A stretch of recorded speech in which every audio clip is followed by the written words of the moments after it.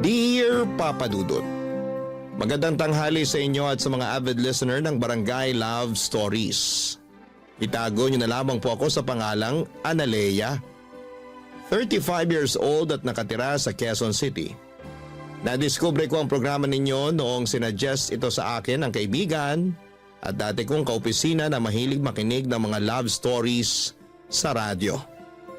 Sinabi rin niya na subukan kong sumulat sa inyong istasyon, Papa Dudut, para ibahagi ang kwento ng buhay ko. Gusto ko rin humingi ng payo sa mga kabarangay natin kung ano ang mabuti kong gawin sa sitwasyon ko. Magsisimula ang lahat taong 2023 nang makilala ko ang partner kong si Jimbo. Nagtatrabaho ako noon sa isang private company sa Quezon City bilang data analyst. Katrabaho ko si Jimbo at mas bata sa akin ng 6 na taon. Bali 27 years old siya noon samantalang 33 na ako. That time may 6 na buwan na akong hiwalay sa long-time boyfriend at live-in partner ko for 10 years dahil sa cheating issue niya. Wala kaming anak, bagay na pinanghihinayanganan ko. Lalo nang tumanda na ako. Gustong gusto ko nang magka-baby at tiwala naman ako na kahit na wala na ang dati kong partner sa buhay ko ay may tataguyod ko pa rin mag-isa ang aming anak. Kaso hindi kami nakabuo dahil may problema siya. Tapos nung nakilala ko si Jimbo na bagong pasok sa amin, bilang messenger ay naging close kami kaagad. Kahit na mas mataas ang posisyon ko sa kanya sa trabaho at mas matanda ako ay hindi yun naging hadlang upang ma-develop ang feelings namin sa isa't isa. Fast forward. Naging kami at makalipas lang ng 2 linggo ay kapwa kami na sorpresa.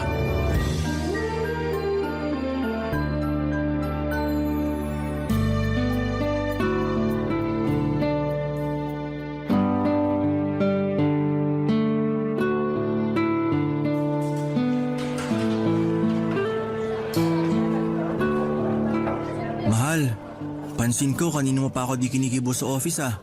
Pati ba naman dito sa fast food? Sorry mahal, busy lang talaga ako sa opisina kanina. Halata nga. Nitingin nga di mo nagawa nung tinawag kita kanina para ihatid yung niluto kong lunch mo. Sorry ulit, pero inubos ko naman yung luto mo. Ang sarap kasi eh. Salamat. Paano hindi magiging masarap yun? Eh ikaw kaya lagi kong iniisip kapag nagluluto. Naku, yan ka na naman eh. Pinubola mo na naman ako. Hindi kaya. Oo na, pero talentado ka talaga pagdating sa pagluluto. The best na talagang masarap ang putahing niluluto mo. Diyan mo nga ako nakuha eh. Ganun ba? Akala ko pa naman dahil sa kagwapuhan ko. Sige, kasama na yon. Grabe ah. O bakit? Parang napilitan ka lang yata. O baka naman naawa ka lang sa akin kaya sumigi ka na. Ewan ko sa'yo mahal. Yan ang gusto ko. Ano? Kapag tumatawa ka, maganda ka na. Pero lalo ka pang gumaganda. Pero masaya ako kasi tumawa ka na. Di ako sanay na maghapon ka na kasi mangot eh. Sorry ulit sa pang-i-snub ko sa'yo ha. Hindi ko naman sinasadya yun. Okay lang, pero may problema ka ba? Wala naman. May gumugulo sa isip mo? Meron. Ano? Sabihin mo sa akin para naman gumaan-gaan yung pakiramdam mo. Actually, hindi naman mabigat yung pakiramdam ko, lalo na nung nalaman ko yun kaninang umaga. Ang alin? Teka, may kukunin lang ako sa bag ko ha. Sige. Ito oh, Ano yung nasa box? buksan mo, dali. Okay, pero kinakabahan ako ah. Bakit naman? Mamaya may laman tong gagamba. Alam mo namang takot ako dun. Ewan ko sa'yo, mahal. O ano na? Buksan mo na. Promise? Walang gagamba rito? Promise. Sige na, buksan mo na. Sige. Ano kaya laman ito? Pregnancy test? Oo. Tignan mo. Hala, 2 guhit. Ibig sabihin, buntis ka? Oo, buntis nga ako. Kaninang umaga ko lang nalaman kasi ilang araw na akong delay sa menstruation ko. Kaya nagpiti na ako para makasigurado. Tapos ayan agad yung lumabas. In fact, inulit ko pa nga para sure talaga tapos pareho lang yung result. 2 guhit. Ibig sabihin positive. Magkaka-baby na tayo. Hindi ko alam yung sasabihin. Basta masaya ako at excited na maging tatay. Alam mo naman na matagal ko nang gustong magka-baby, di ba? Oo, nakwento mo nga tapos ayan na.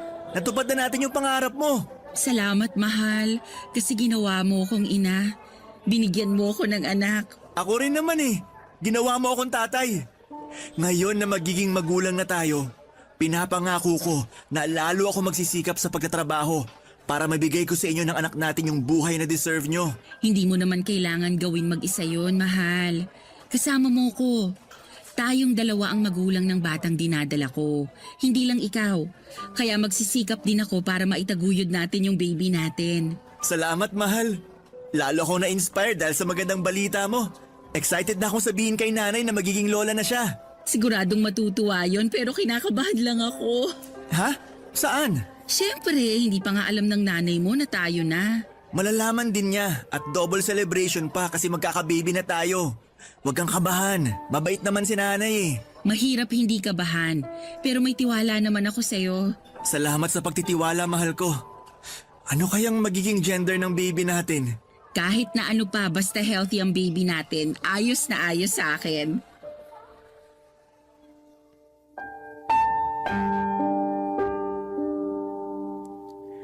Papadudot tuwang-tuwa kami ni Jimbo dahil magkakaanak na kami.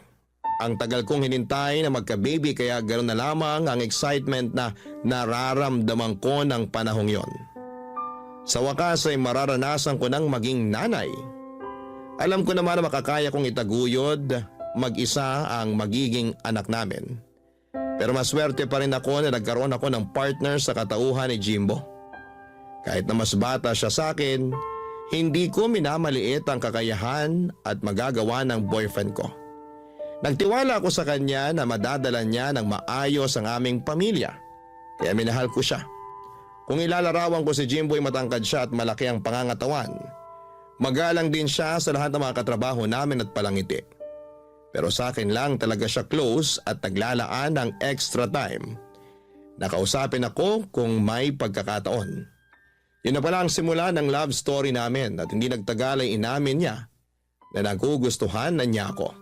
Kahit na walang katiyakan kung maibabalik ko raw ba ang nararamdaman niya dahil sa malayong pagitan ng edad namin. Pero wala naman sa akin yon, lalo at gusto ko na rin siya ng mga panahong yon. At nung nalaman kong buntis nga ako ay lalo kaming naging malapit sa isa't isa ng boyfriend ko. Isang araw ay nag-decide siyang ipakilala na ako sa kanyang nag-iisang magulang, ang nanay niya.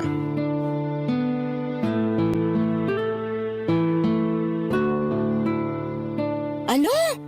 Akala ko, boss mo yung kasama mo, nak.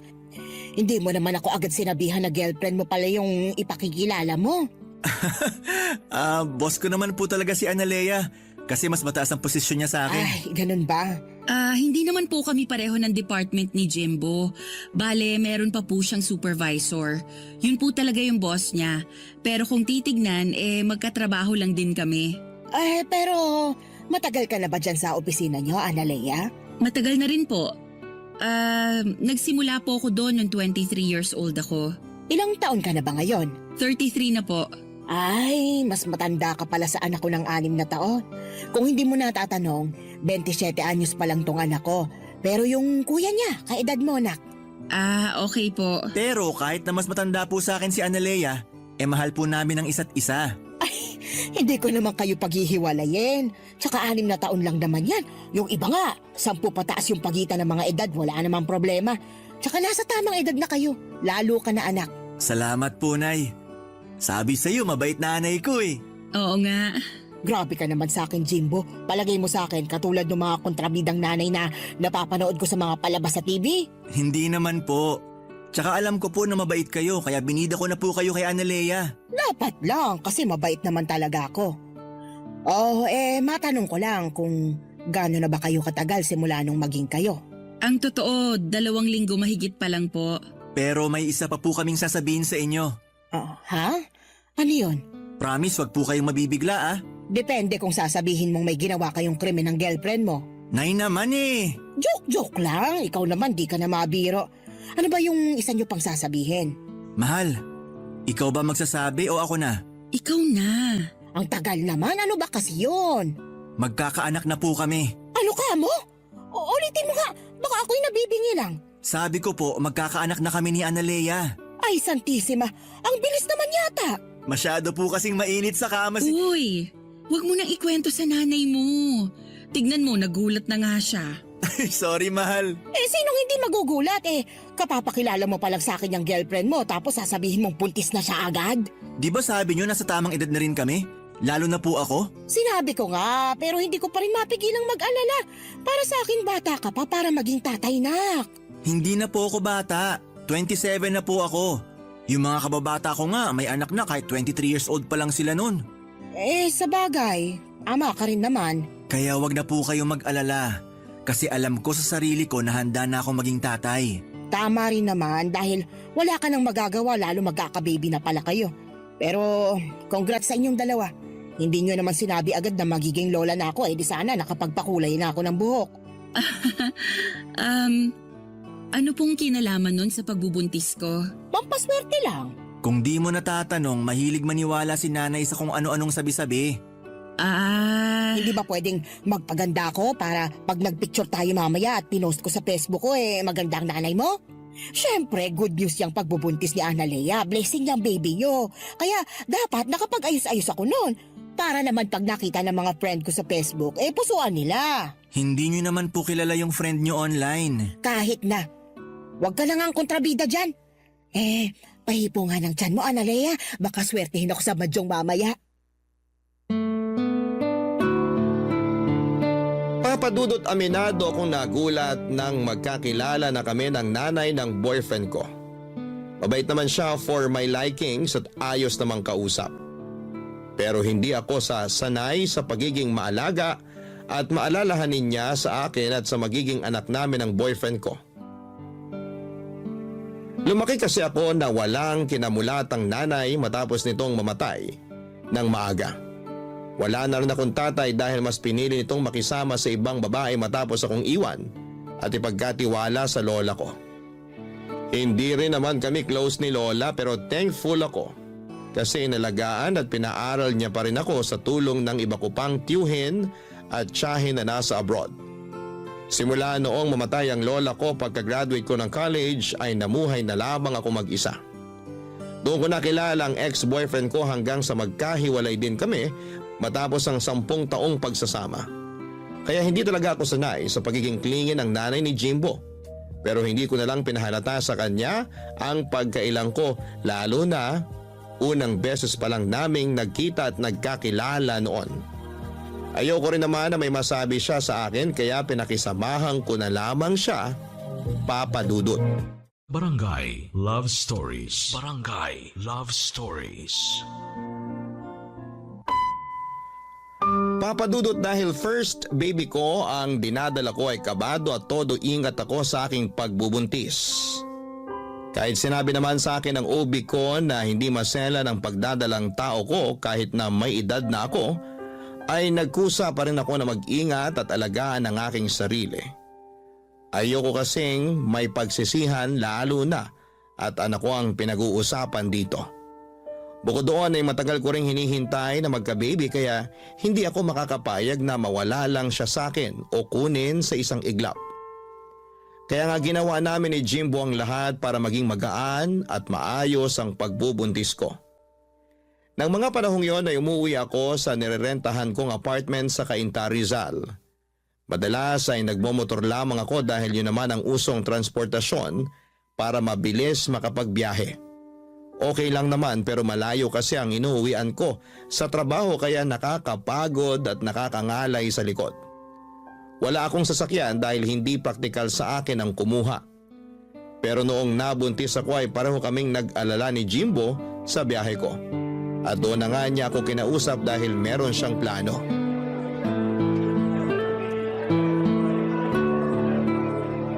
May buntis na namang masaya kasi nakain ko na yung cravings kong cake. Salamat sa treat, mahal. Walang anuman. Cute mo? Sus, bulero. Cute ka naman talaga. Lalo ngayon na naglilihi ka. Ganito pala ang feeling ng naglilihi. Mahirap ba? Sakto lang. May mga araw na mahirap, meron namang okay lang. Kerry, ganun. Pero kaninang umaga pagising ko, sabi ko sa sarili ko gusto ko kumain ng cake. Kaya lang ayoko naman ng mga nabibili lang sa mga kilalang cake shop.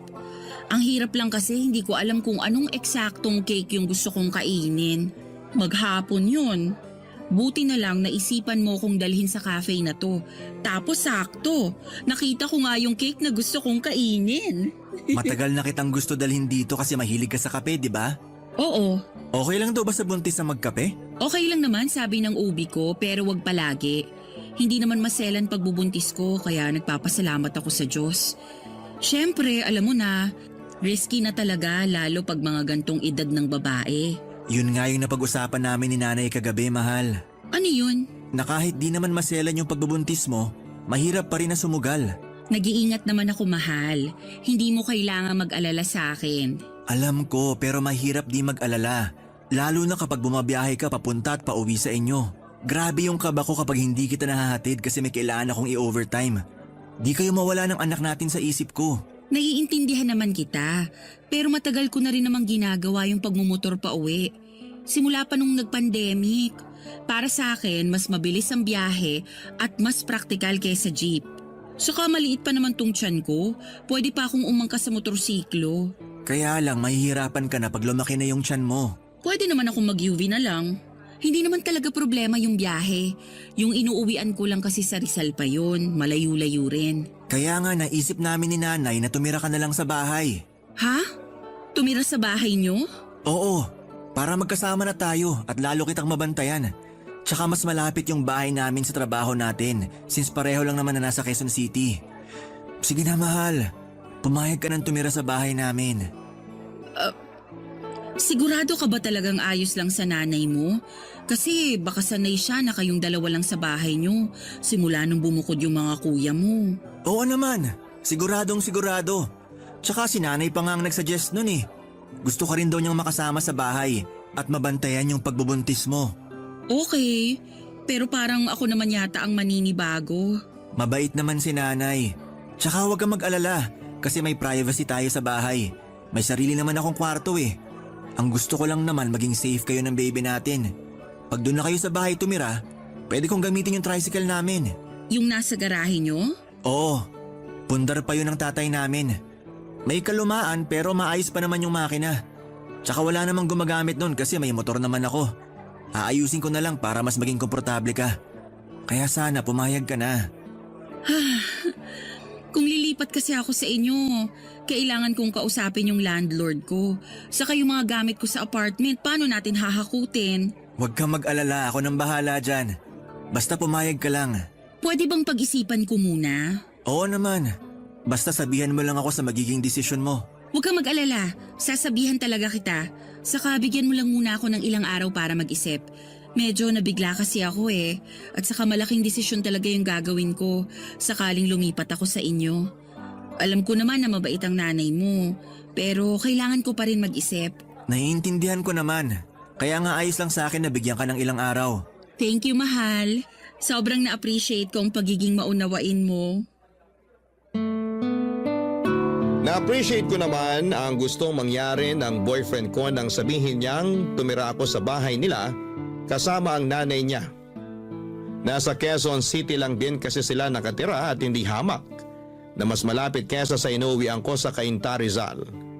Pero alanganin pa rin ako noon dahil makakasama ko sa bahay nila si nanay. Hindi kasi ako sanay nang may kasama simula nang maghiwalay kami ng ex ko at alam yun ni Jimbo. Pero alam ko na hindi na lamang sarili ko ang dapat kong isipin. Lalo na may buhay na sa sinapupunan ko. Kaya ginawa ko ang makakabuti para sa anak namin matapos kong pumayag na lumipat sa bahay nila Jimbo sa Quezon City. Kahit maliit lang ang bahay nila ay meron namang kaming sariling kwarto ng boyfriend ko. Kaya masaya pa rin ako dahil may privacy pa rin kami.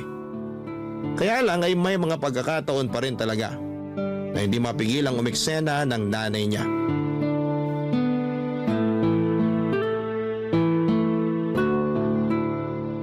Grabe, Nay! Sarap talaga nitong paksiw na bangus nyo. Kaya nga yan ang niluto ko kasi alam kong paborito mo. Kain ka lang ng marami, baka mamayat ka na niyan eh. Ikaw din, Analea, dapat laging busog ang buntis. Damihan mong kain mo kasi naghahati na kayo ng baby mo. Opo, salamat po, Nay. Mahal, pasuyo naman ng malamig na tubig. Nauuhaw na kasi ako. Ay, o sige. Kunin ko lang sa ref. Ay, sandali. Huwag dun. Diyan ka na lang sa may water jug natin. Pero hindi po yun malamig. Kahit na, mas mainam na hindi malamig na tubig ang pinaiinom mo kay Analea, lalo na't buntis siya. Okay lang naman po yun, Nay. Saka nauuhaw na po ako. Gusto ko ng malamig na tubig. Anong okay ka dyan? Paano na lang pag gininaw yung baby sa tiyan mo? Sige nga. Ano po? Ganon yon. Siyempre, pag ininuman mo ng malamig na tubig o kinainan ng malamig na pagkain, giginawin talaga yung baby. Kawawa naman. Saan nyo naman po yan nabasa? Paniniwala yun ng matatanda. Kaya nga ako noon, nung pinagbubuntis ko kayo ng mga kuya mo hindi ako umiinom ng malamig na tubig. Hindi naman po totoo yun. Totoo yon. Marunong ka pa sa mga ninuno natin, ha? Okay lang, mahal. Yung water sa jug na lang yung kunin mong tubig. Sigurado ka? Oo, Sige, kuha na kita. salamat. Buti pa tong si Analea masunurin Hindi tulad mo, Jimbo. Palibasa, hindi ka naman nagbubuntis. Parang imposible naman po kasi yung sinabi nyo. Anong imposible doon? Kasi kung giginawin yung baby sa tiyan dahil sa pag-inom ng malamig na tubig, ibig sabihin mapapaso rin siya pag humigop ng mainit na sabaw yung nanay? Ha? Kita nyo na, nag-iimbento lang kayo ng pamahiin. Hindi kaya ako nag-iimbento. Mahal, hayaan mo na lang si nanay. Akin na yung tubig ko. Nanunuyo na yung lalamunan ko eh. Ay, eto na tubig mo. Sorry mahal. Salamat. Naku, sana naman kambal na babae yung maging baby niyo. Parang imposible naman po yung kambal kasi wala naman tayong lahi nun. Kaya nga bumili ako nitong kambal na saging para ibakain kay Analea Oh, nak, kainin mo to. Naku, ayoko po ng saging. Nasusuka po ako dyan eh. Nick, ngayon lang naman. Nakipag-agawan pa ako sa palengke para makuha yung may kambal na saging. Paniniwala kasi na kapag kinain niya ng buntis, magiging kambal ang anak niya. Ayan na naman po kayo. Naniniwala na naman kayo sa kasabihan. Totoo yun. Bakit yung kinakapatid mo, kambal yung naging anak kumain lang daw ng kambal na saging yung asawa? Yung kambal ng kinakapatid ko, fraternal, babae at lalaki. Ibig sabihin na mamana yon, lalo na sa lahi nila. Pero may kakilala ko, kambal na babae yung anak pagkatapos kumain ng kambal saging. Di ba, Analea? Ganun yun, di ba? Wala naman pong basihan na pwedeng magkaroon ng kambal na anak sa pagkain ng kambal na saging. Pero hindi ko naman sinasabing wala ng chance na magkaroon kami ng kambal ni Jimbo. Pero hindi yun dahil sa kambal na saging.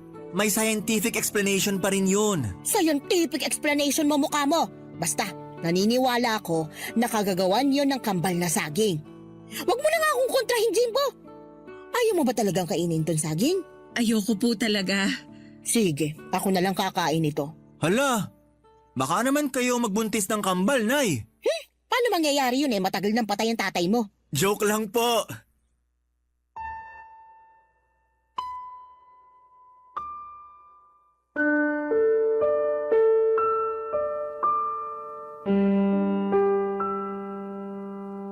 Papadudot nire-respeto ko ang nanay ng boyfriend ko dahil magulang niya yon. Pero may mga pagkakataon na hindi ko mapigilang mainis sa mga ginagawa at sinasabi niya sa akin at sa pagbubuntis ko. Marami siyang sinasabi na hindi ko maintindihan dahil hindi naman makatotohanan. Mapapaniwalain din kasi si nanay sa mga sabi-sabi at lagi niyang katuwiran pinagdaanan na niyang magbuntis at mga anak noon kaya dapat ay makinig ako sa kanya. Hindi ko naman binabaliwala mga payo niya sa akin. May iba naman kasi doon na useful pero ako mismo ay inaaral ko rin naman kung paano magbuntis ng tama at maging nanay. Kaya lang madalas ay baliwalain ni nanay ang mga effort ko at sinasabi niyang dapat mas pakinggan ko siya kasi papunta pa lang daw ako ay nakabalik na siya. Doon na ako nagsimulang magkaroon ng problema sa pagsasama namin sa isang bubong ng nanay ng boyfriend ko. Barangay Love Stories. Barangay Love Stories. Papadudot na sa 6 na buwan na ako noon sa pagbubuntis ko at nalaman na namin ang gender ng anak namin. Lalaki ang panganay namin kaya masayang masaya ako. Pero hindi ganon ang nararamdaman ng nanay ni Jimbo dahil gusto raw niya ng kambal na babae. Puro kasi lalaki ang mga anak niya kaya pinagdasal daw niya sa lahat ng santo na sana'y kambal na babae ang maging anak ko. Sinisisi niya rin ako kasi hindi ko raw kinain yung kambal na saging na pinakakain niya sa akin noon. Sa kabila ng lahat ay unti-unti na lang tinanggap ni nanay ang magiging apo niya. Pero ilang buwan din bago nangyari yon. Puro kasi siya parinig sa akin na hindi ko raw sinusunod ang mga sinasabi niya para maging kambal na babae ang anak ko. Sa pikon ko minsan ko na siyang sinagot na sa anak niya galing ang genes na nagbibigay ng gender sa babae. Siyempre hindi siya naniwala doon dahil ako naman daw ang nanay at may matres sa aming dalawa ni Jimbo. Hinayaan ko na lamang siya kung yon ang paniniwala niya dahil na-realize ko na mas mahirap turuan ang matatanda kaysa bata. Dumating ang kabuwanan ko at patuloy pa rin si nanay sa pang-iinis sa akin.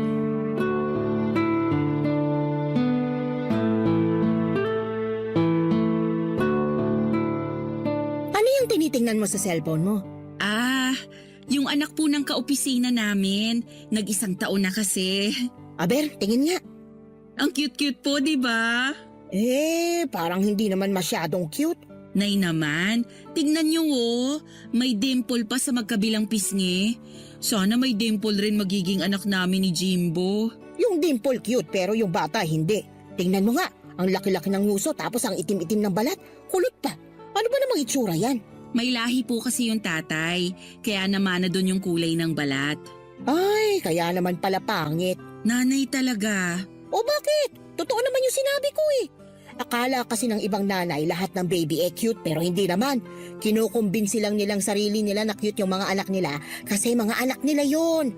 Wala na silang mag-aagawa. Pero yung batang yan, hindi cute, pangit. Sobra naman po kayo. Wala naman pong ginagawa sa inyo yung bata. Wala naman siyang kailangan gawin sa akin eh. Tsaka, masama ba na magsabi ng totoo? Hindi po. Pero lumalabas na nilalait nyo na yung anak ng kaopisina ko. Lait na palang pagsasabi ng totoo ngayon. Ibang klaseng henerasyon. Matanong lang kita ha. Ano bang cute sa batang yan? At kulang na lang idikit mo na yung mga mata mo sa cellphone mo sa kakatitig sa kanya. Alam mo, may kasabihan ng mga matatanda na kapag panay ka ng tingin sa pangit, lalo na kapag buntis ka, pangit din yung magiging anak mo. Kaya nga ako noon, panay tingin sa picture ng mga gwapong artista nung kapanahunan namin para naman artistahin yung mga anak ko. Ay, wala naman pong basihan niyang sinasabi niyo.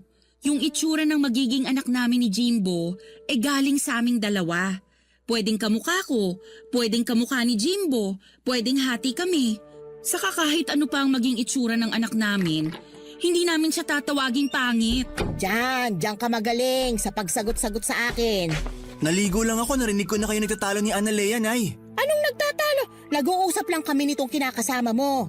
Ano pong pinag-uusapan nyo? Pinagsasabihan ko lang naman siya na panay titig siya dyan sa picture ng anak ng kaopisina nyo. Ang pangit-pangit na bata.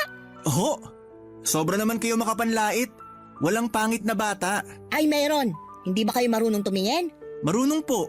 Kaya nga kako kay Analea, huwag pagduldulan ng mga mata sa picture ng pangit na batang yon. Kasi baka maging kamukha ng anak ninyo. Paniniwala yun ng mga matatanda noon. Sige ka, magkakaroon ka ng anak na hindi mo kamukha kasi pangit. Nay, sumusobra na po kayo ah. Hindi po magiging pangit ang anak namin ni Jimbo. Sa awa ng Diyos, normal ang baby namin. Walang kapansanan base sa ultrasound. Pero kahit na ano pang maging itsura niya, naniniwala akong hindi siya magiging pangit. Hindi rin naman pangit yung anak ng kaopisina namin. Kayo lang yung nagpapapangit dun sa bata kasi pangit yung ugali nyo.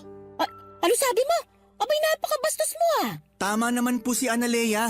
Sa lagay, mas kinakampihan mo pa yung babaeng yan kaysa sa akin na nanay mo? Anong klaseng anak ka? Hindi naman po kasi tama namang husga. Lalo na ng inosenteng bata. Tsaka masyado na kayong nilalamon ng mga pinaniniwalaan nyo na wala namang basihan.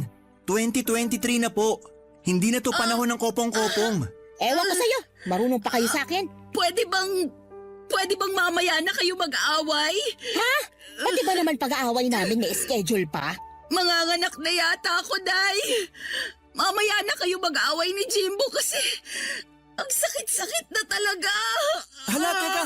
Dadalhin na kita sa ospital, mahal! Papadudot mabilis akong sinugod ni Jimbo sa ospital at na-admit na nga ako para manganak. Buti na lang at safe ang baby namin dahil baka hindi ko mapatawad ang nanay niya sa pangi-stress sa akin. Ang tagal ko rin nagtimpi na huwag siyang masagot-sagot dahil nga sa ginagalang ko pa rin siya. Pero noong araw bago ako manganak ay punong-puno na ako sa kanya plus sobrang sakit pa ng balakang, likod at puson ko dahil nagle-labor na pala ako.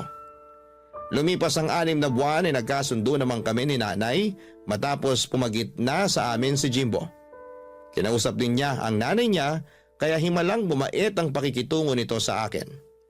Masaya na rin naman ako dahil close siya sa baby boy namin at nagbobolontaryo pang mag-alaga sa anak namin lalo noong bumalik na ako sa trabaho. Kahit nakabado ako kasi ayokong ipagkatiwala kanino man ang baby ko, ay nagtiwala pa rin ako sa biyanang kong hilaw katulad ng pakiusap sa akin ni Jimbo. Kaya lang isang hapon habang nasa trabaho kami ni Jimbo, ay biglang tumawag sa akin si nanay kasi iyak daw ng iyak ang anak ko at hindi niya mapatigil. Sa alala ko ay nagpa-undertime ako at umuwi na sa bahay namin.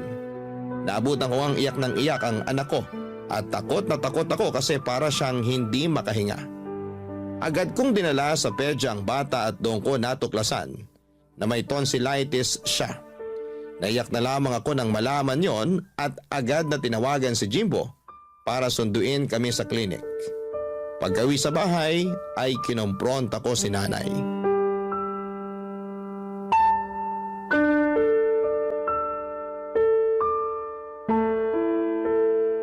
Oh, kumusta na raw yung apo ko? Ano nangyari sa kanya? Namamaga raw po yung tonsil ng anak namin. Ha? Grabe naman. Bakit daw nagkaganoon? Umamin nga po kayo sa akin. Ano pong pinakain niyo sa anak namin? Aha? Anong pinakain ko? Hindi naman po kasi mamamaga yung tonsil ng baby namin kung wala kayong pinakain o pinainom na bawal sa kanya. Kaya umamin na po kayo, please lang po. Kasi... Pinagalitan kami ng pedya ng anak namin at pinagsabihan na ingatan namin yung anak namin. Baby pa siya tapos may tonsillitis na, Nay. Kaya sabihin nyo, may pinakain o pinainom po ba kayo sa anak namin? Oo meron pero kaunti lang naman. Ano po yon? Pinainom ko ng soft drink tapos pinakain ko ng icing ng cake na bigay ng kapitbahay. Ano po? Bakit ka ba naninigaw? Nakakabingi ka ha? Bakit hindi ako sisigaw? Nakakagalit po yung ginawa nyo. 6 na buwan pa lang yung anak namin. Pero pinainom nyo na siya ng soft drink at pinakain ng icing ng cake? Nasisiraan na po ba kayo ng ulo? Hoy, hindi sira ang ulo ko, Analea. Hinay-hinay ka sa pagsasalita sa akin ng ganyan ha? Oh, bakit nananahimik ka lang dyan, Jimbo? Pagsabihan mo yung kinakasama mo, binabastos ako ng harap-harapan. Tama naman po si Analea. Mali po yung ginawa nyo sa anak namin. Kunti lang naman yun. Masyado namang sensitive yung lalamunan ng anak ninyo. Baby pa kasi yung pinag-uusapan natin dito. Saka bawal naman po talaga yung soft drink at icing ng cake sa 6 na buwan. Sos, hindi yan totoo. Yan yung sina Jimbo tsaka ay mga kuya niya noon. Nakatikim na ng kinanaw na kape ng mga baby pa lang sila. Partida, wala pang 6 na buwan noon yung mga anak ko. Nagkakape na. Wala namang nangyari sa kanila. Hindi naman ninervyos o namaga yung tonsil. Ang sabihin mo, mahina lang talagang resistensya ng anak mo. Kulang ka kasi sa bitamina nung pinagbubuntis mo yan kaya namana yung kahinaan ng katawan mo. Kasalanan mo rin kasi, masyadong matigas ang ulo mo. Hindi mo kinakain yung mga pinakakain ko sa'yo. Alam niyong naging maingat ako sa pagbubuntis ko. Kaya wag niyo akong sisisihin sa kasalanang hindi ko ginawa. Kayong may kasalanan kaya namaga ang tonsil ng anak ko. Kung ano-ano kasing pinainom at pinakain niyo sa kanya. Saka wala kayong karapatan na ikumpara ang baby ko sa mga bata noon. Swerte na lang na walang nangyaring masama sa anak niyo dahil sa ginawa niyo. Pero hindi ibig sabihin, may karapatan na kayong gawin din yun sa anak ko. Ay, kung makapagsalita ka, akala mo ibang tao sa akin yung anak mo ah. Baka nakakalimutan mong apo ko rin yan. Apo niyo lang yung anak ko pero ako pa rin ang nanay. Ano ba, Jimbo? Hahayaan mo lang ba na bastusin ako ng babaeng yan? Nanay mo ko, ipagtanggol mo ko. Sorry po talaga, pero maling-mali kayo rito. Buhay ng anak namin yung nilagay nyo sa alanganin. Ang OA nyo naman. Hindi naman nakakamatay yung pamamaga ng tonsil eh. Tsaka, gagaling din yung anak ninyo. Huwag kayong ma-stress. Hirap kasi sa inyo, masyado kayong nagmamarunong. Ay, sa inyo ako mas na-stress, Nay. Ay nako, sige ka, mabilis kang tatanda niyan. Tingnan mo na lang yung mga kulubot mo sa muka, lalong nagiging halata. Baka bukas makalawa, mapagkamalang ka ng nanay ng anak ko. Sige ka. Tumigil na po kayo! Oo na, titigil na. Ay, buti pa alis muna ako kasi hinahanap na ako ng mga kaibigan ko. Magmamadyong kami. Doon na lang ako para makapag-relax din ako. Lalo nakaka-stress dito sa bahay ng dahil sa inyo. Che!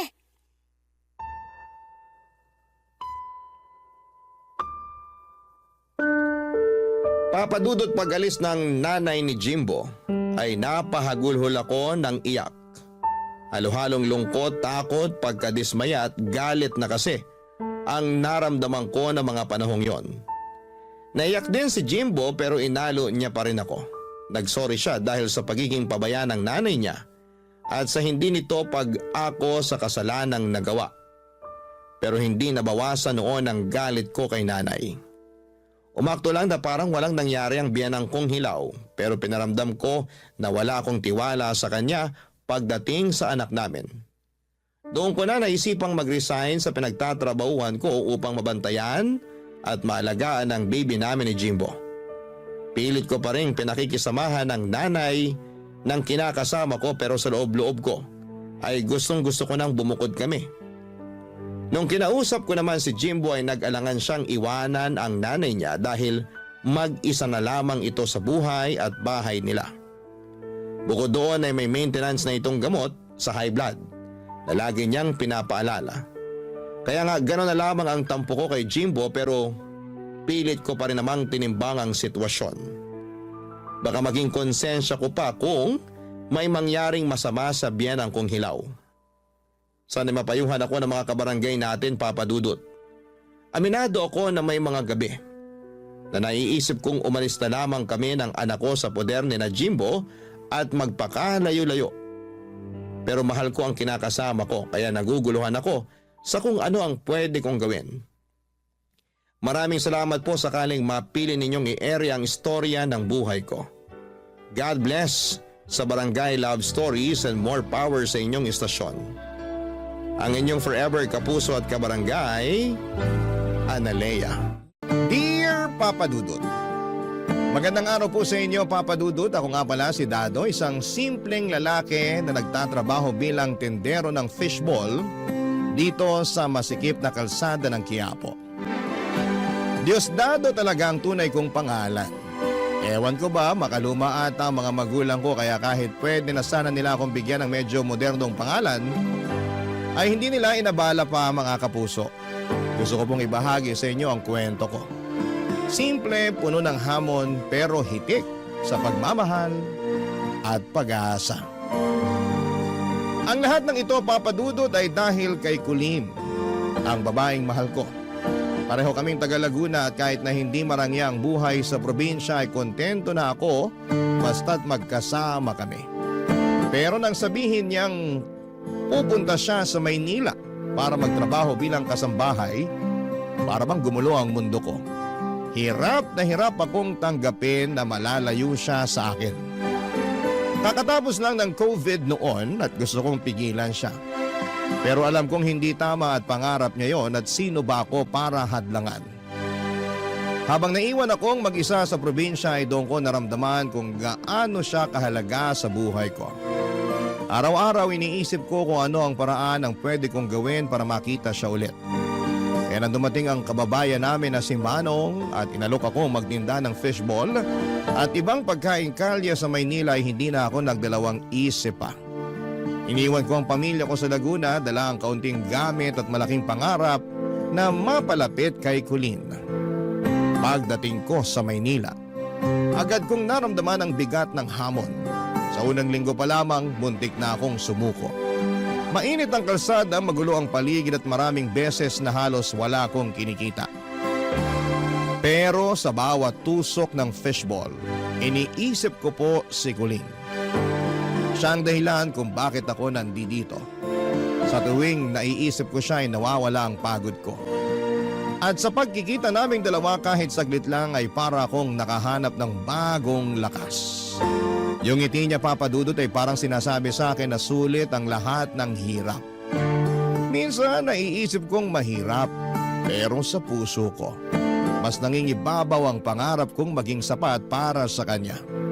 Gusto kong bigyan siya, Papa Dudut, ng mas magandang buhay.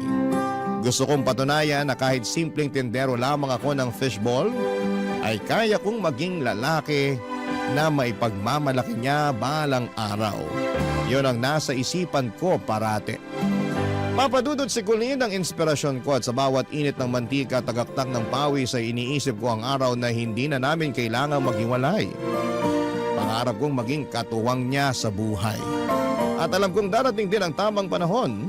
Ang lahat ng sakripisyo ko ay para sa kanya, para sa amin.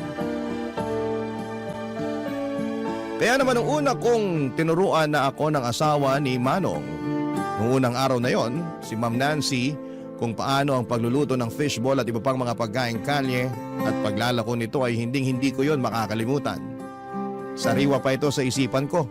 19 years old lamang ako noon, Papa Dudut.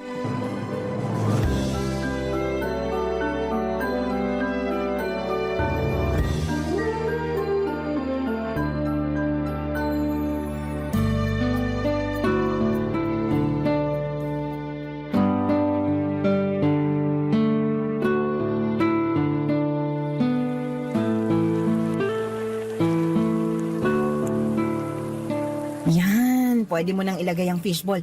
Dahan-dahan lang, Dado, baka matalsikan ka ng mantika. Ganito po ba, ma'am? Tama na po ba ang pagkakasalang? Oo, ganyan nga. Madali lang naman, hindi ba? Opo, madali lang naman po pala. Pero tandaan mo, madali lang yan dito kasi wala ka pa sa ilalim ng init ng araw, Dado. Kailangan mong sanayin ang katawan mo at syempre, ingatan mo rin. Bawal magkasakit. Opo, ma'am. Sisikapin ko po na hindi magkasakit. Tsaka mukhang kakayanin ko naman po yung trabaho ko. Kaya mo nga, pero hindi lang sa init ng araw ka dapat handa. Dapat matutunan mo rin na mag-ingat sa pera. Mahirap ang buhay sa Maynila, Dado. Kailangan matalas ang pakiramdam mo sa mga tao. Maraming mandaraya, maraming gagawa ng paraan para maisahan ka. Opo, ma'am. Nasabi din po sa akin ni Manong yan. Basta po, gagawin ko po ang lahat para hindi po ako magkaproblema. Mabuti naman. Kaya ka kinuha ng manong mo, Dado, dahil naniniwala siyang matinukang tao. Pero lagi mong tatandaan, ang tiwala ay hindi madaling makuha. Pinapahalagahan ito, kaya wag na wag mong sisirain. Makakaasa po kayo sa akin, ma'am. Tandaan mo, sinasabi ko to sa'yo bilang magkababayan kayo ni manong mo. Naalala ko nung kinuwento niya sa akin kung paano siya nagsimula. Nagsumikap talaga siya para marating tong kinatatayuan namin. Dati isang kariton lang ang meron siya hanggang sa dumami. Ang galing nga po niya, ma'am eh. Bilib po ako sa kanya kaya gusto kong gayahin yung determinasyon niya. Alam mo, Dado, naniniwala ako sa kakayahan mo. Wag na wag mo talagang sirain ang tiwala namin, lalo na pagdating sa pera. Dapat tama ang ireremit mong kita. Oo naman po, ma'am. Mapagkakatiwalaan niyo po ako pagdating dyan. Gusto ko po kasi na kumita ako sa matinong paraan. Kasi kapag nagkaroon na ako ng pamilya, gusto ko po na galing sa malinis na paraan yung ipapakain ko sa mag-iina ko. Tama yan. At sana hindi ka matulad sa ibang tindero namin ng fishball. Iniisahan kami. Pangit po talaga yung ganong ugali ng tao. Kapag yung tao po nang iisa sa trabaho, hindi niya alam na hindi aasenso yung ganong gawain. Basta, malaki ang tiwala namin sa'yo. Salamat po sa tiwalang ibinibigay niyo, ma'am.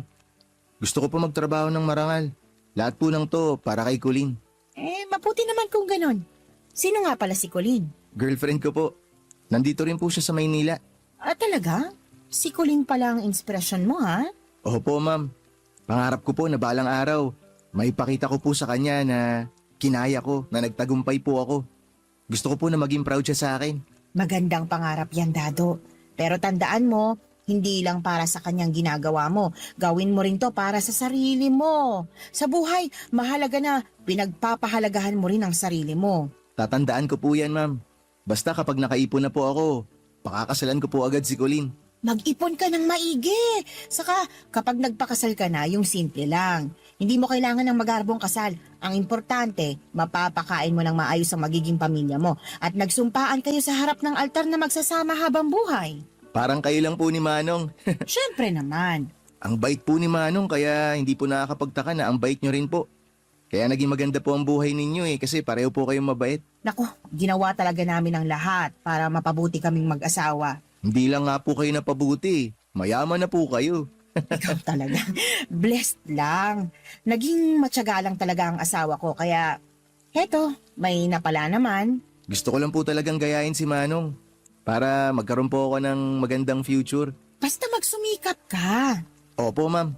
Masaya akong makilala at maturuan ka kung paano lutuin ang fishball dado. Salamat po. Naisalang ka kaagad sa trabaho.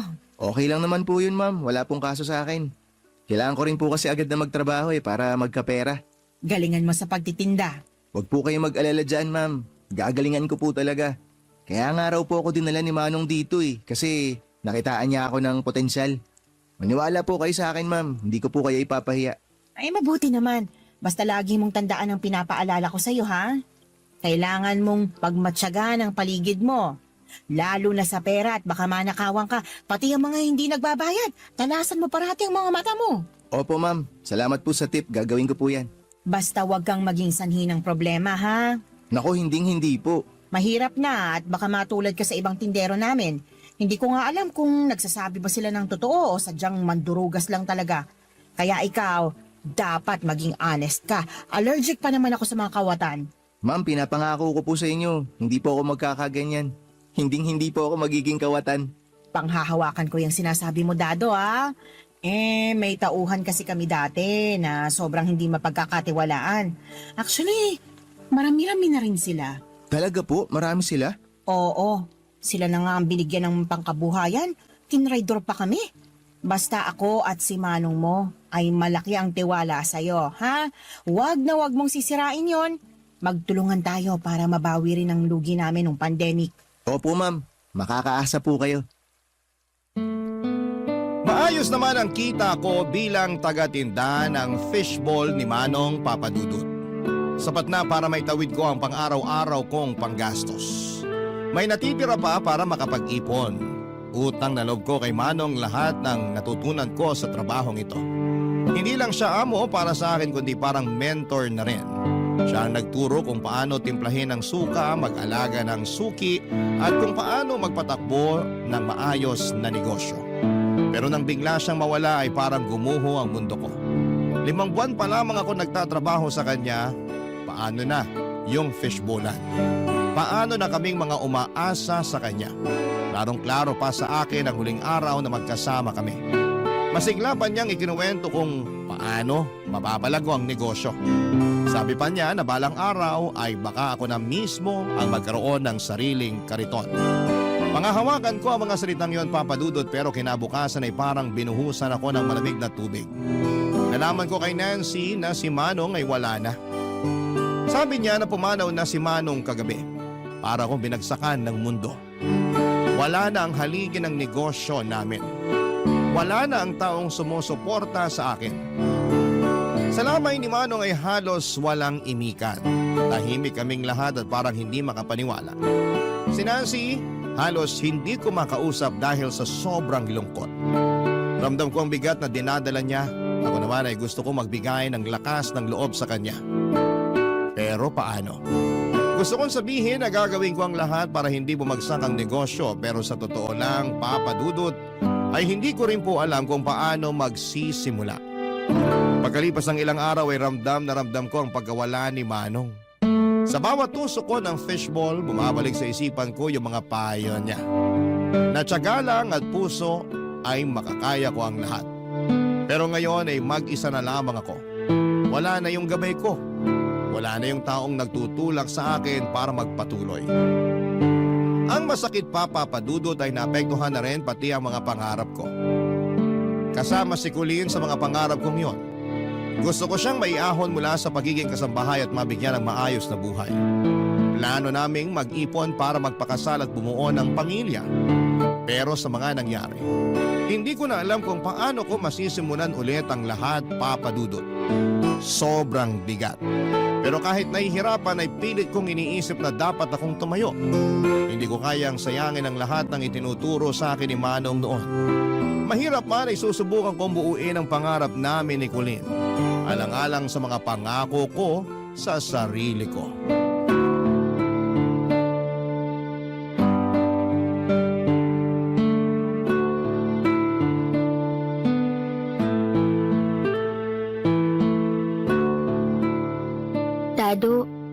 Nag-aalala lang ako sa'yo.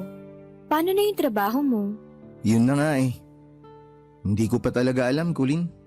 Parang hindi na natututukan ni Ma'am Nancy yung negosyo eh. Naiintindihan ko naman. Nagluluksa pa rin kasi siya eh. Tapos, sinasamantala naman yun ng ibang mga tindero niya. Hindi nagre-remit ng kita. Paano niya mapapaikot yung puhunan, di ba? Kawawa naman siya. Mas lalo siyang magiging kawawa kung aalis ka. Parang ikaw lang ang natirang matino na tauhan niya dun. Alam mo, tama ka. Nakakalungkot man pero parang ako na nga lang talaga yung natitirang matino. Ay, sobrang nalulungkot talaga ako sa pagkawala ni Manong. Ang bait niya kasi sa akin eh. Biruin mo dahil sa kanya nakarating ako dito sa Manila. Tapos napalapit pa ako sa'yo. Oo nga. Sobrang laki ng tiwala niya sa'yo. Parang naging tatay-tatayan mo na siya dito sa Manila. Ramdam ko yung suporta niya sa akin.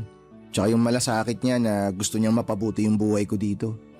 Kailangan lang talaga ng sikap at tiyaga. Pero ngayon, para talagang gumuho yung pag-asa ko. Anong gagawin mo? Humanap ka na lang ng ibang trabaho? Ayun na nga. Gusto ko sana, kaso kawawa si Ma'am Nancy. Hindi sa ano ha. Siguro isipin mo na rin ang sarili mo, mahal. Tayo. Kung hindi na mamamanage ng mabuti ni Ma'am Nancy yung negosyo nila, apektado ka naman. Baka hintayin mo pa na malugi negosyo niya bago ka huminto ah. Alam mo mahal, tama ka. Dapat maghanap na ako ng ibang trabaho bago pa sila magsara. Ayoko talagang umuwi ng probinsya na hindi ka kasama eh. Naku, ayaw ko ring umuwi sa probinsya na wala man lang akong sapat na ipon. Kaya nga gusto ko sana na marami na tayong ipon. Tsaka doon tayo magpakasal sa bayan natin. Magiging masaya yun. Siyempre naman, ikakasal ka sa akin eh. Alam mo, gustong gusto ko na mangyari yun. Yung tipong lalakad ka sa altar, nakaputi kang damit na napakaganda para kang prinsesa. Tapos yung carpet pula. Pangarap ko talaga na ikasal tayo ng ganun. Ako rin. At ako ang pinakamagandang babae sa oras na yon. Kukuha talaga ako ng makeup artist. Minsan lang naman tayo ikasal. Sige lang, magpaganda ka lang ng husto. Pero dapat dun sa mismo kasal, meron tayong lechon, may cake, tsaka meron tayong pa-disco. Maiinggit yung mga kaibigan ko. Pero sana nga magkatotoo. Magkakatotoo yan. Ako pa ba? Hindi ako papayag na hindi tayo makasal sa probinsya. Kaya magsusumikap talaga ako para matupad natin yung pangarap mong kasal. Salamat, mahal. Basta tutuparin ko yung pangako ko, kaya relax ka lang, mahal. Kaya sana talaga matutukan na ni Ma'am Nancy yung negosyo niya. Tsaka gusto ko na rin mawala yung mga tindero doon na nagtatarantado. Hindi mapagkakatiwalaan eh. Natadamay patuloy ako. Sabihin mo si Ma'am Nancy. Gagawin ko talaga yan.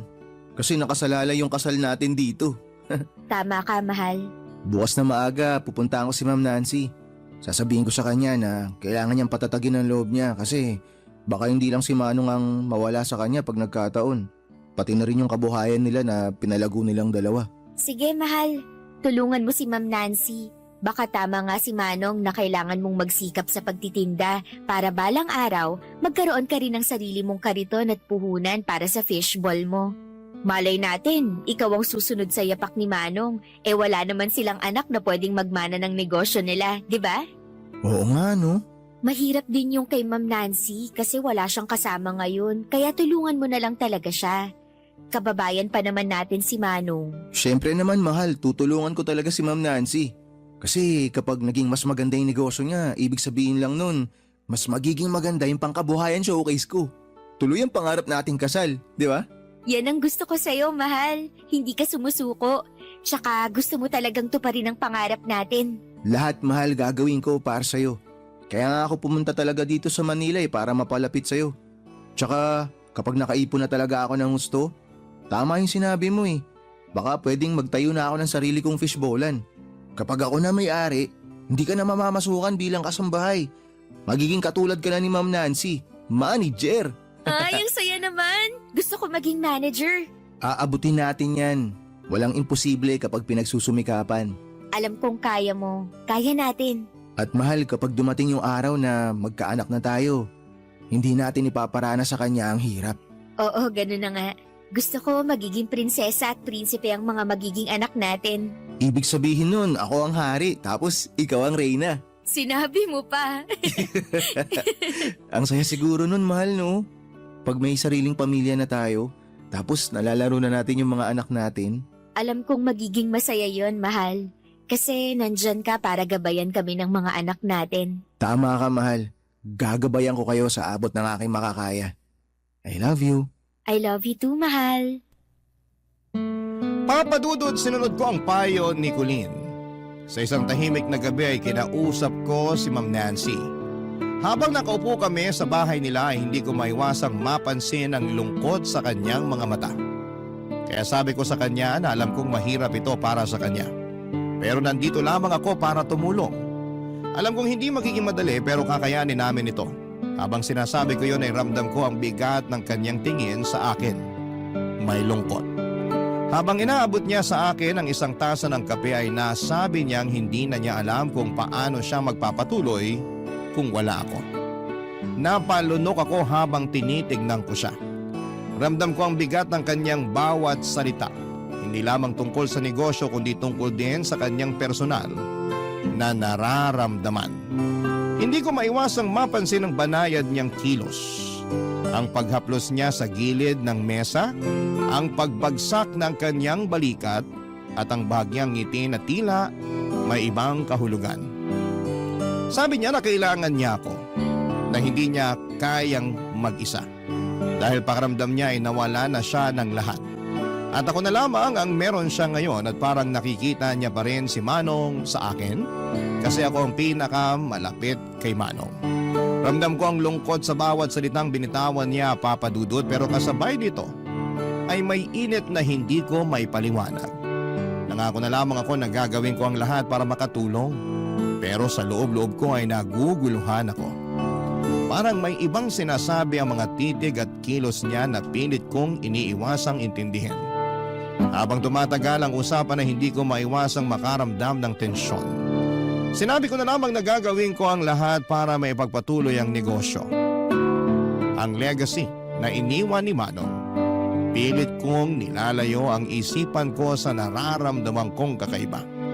Pero habang binibigkas ko yon ay napansin kong tila lalong lumalapit si Ma'am Nancy. At ang bawat salita niya ay tila umaabot na hindi lang sa tenga ko kundi pati na rin sa loob-loob ko. Pero sabi niya sa akin na sa bawat gabi ay parang hindi niya alam kung paano babangon sa susunod na araw. Kailangan niya daw ng kasama. Hindi lang sa negosyo kundi sa buhay niya. Hinawakan niya ang dibdib niya. Napalunok ako at hindi ako nakasagot. Sa isip ko ay alam kong nasa pagitan ako ng aking tungkulin at ng nararamdaman ni Ma'am Nancy. Hindi ko alam kung paano ko pananatiling tapat sa alaala ng aking amo habang nararamdaman ko ang bigat ng pangungulila ni Ma'am Nancy, Papa Dudut. Barangay Love Stories. Barangay Love Stories. Papadudod sa pagkawala ni Manong, si Nancy na ang nagmamanage ng negosyo nila. Si Nancy, bagamat abala sa pamamahala ng negosyo, ay madalas bumibisita sa akin. Katwiran niya ay gusto niyang tiyakin na maayos ang takbo ng negosyo. Pero hindi ko pa rin mawala ang nararamdaman kong kakaibang tensyon kapag kasama ko siya.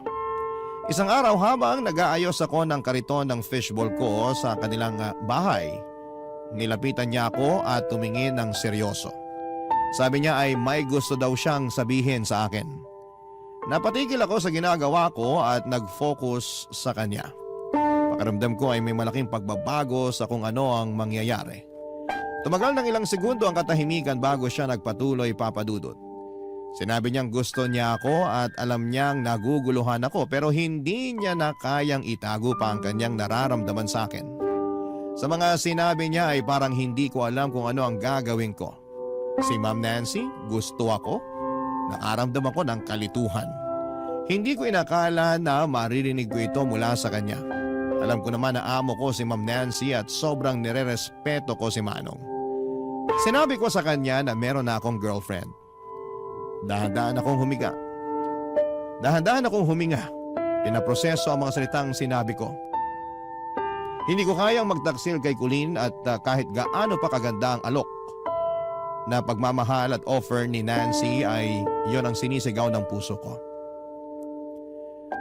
Hindi ko pwedeng pagtaksilan si Colleen, ang babaeng gusto kong pakasalan sa altar at tuparin ang mga pangarap naming dalawa na magkasama at magkaroon ng mga anak, Papa Dudut.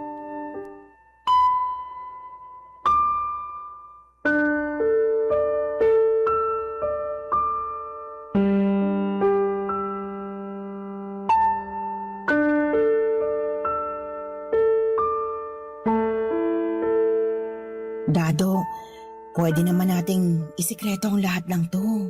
Ma'am, hindi ko po talaga kayang gawin yan. May girlfriend po ako. Ayoko masira yung relasyon namin ni Colleen. Kaya nga wala tayong pagsasabihan. Itatago natin ito. Pasensya na po talaga kayo pero hindi ko po pwedeng isakripisyo yung relasyon namin.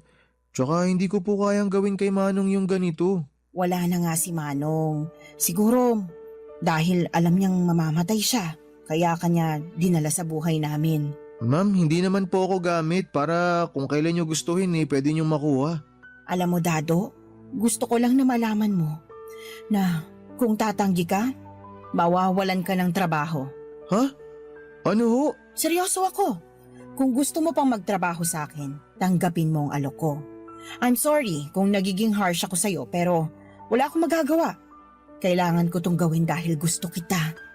Gusto kitang mayakap kapag nalulungkot ako dito sa bahay.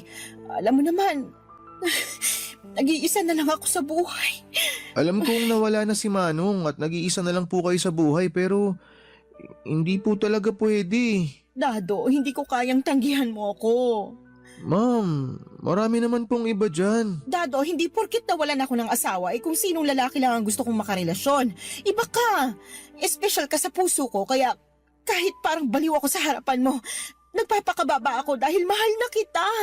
Sabik na ako sa'yo. Pasensya na po talaga kayo pero hindi ko kayang suklian yung pagmamahal na sinasabi nyo. Nandito lang po ako para magtrabaho. Para alagaan yung negosyong iniwan ni Manong. Wala akong pakialam kung hindi mo ako mahal basta't mayakap lang kita kung kailan ko gustuhin. Ma'am, ganyan na po ba kayo kadesperada para gawin yan? Hindi ganyan yung Ma'am Nancy na kilala ko. Wala akong pake. Tuwing nakikita kita, iba talaga ang pakiramdam ko eh.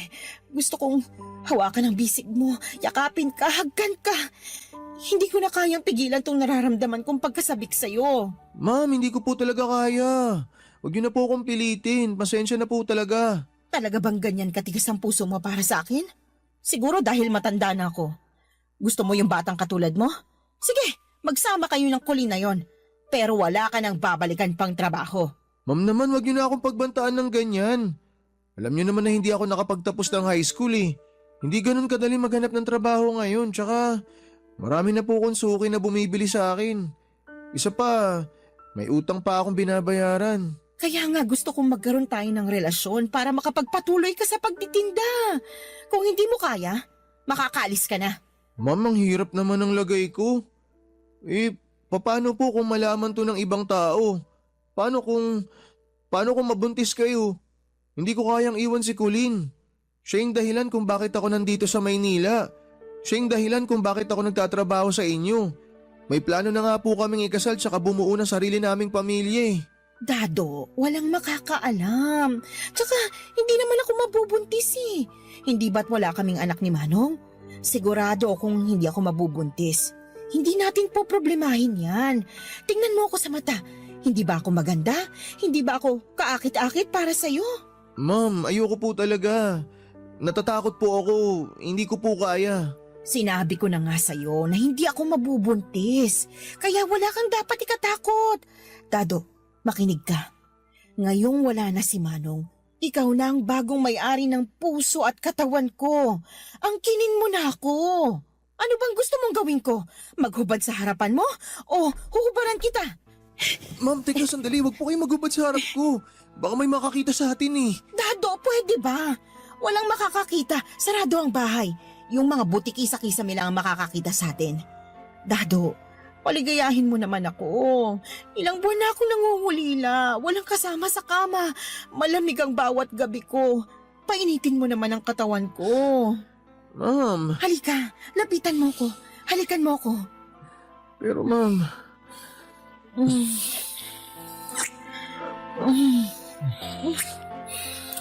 Ang kinin mo ko, Dado.